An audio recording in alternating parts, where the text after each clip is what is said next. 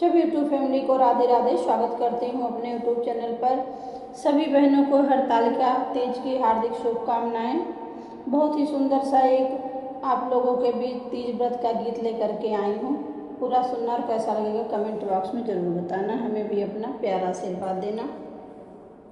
पूजिला चरनिया हमें तुहार, हे गौरा मैया पूजिला चरनिया हमें तुहार, हे गौरा मैया मांगी लाई है वरदान, हे गौरा मैया मांगी लाई है वरदान, हे गौरा मैया चमकत रहे मैया लीलरा बिंदिया हो, चमकत रहे मैया लीलरा बिंदिया हो, सिनुरा से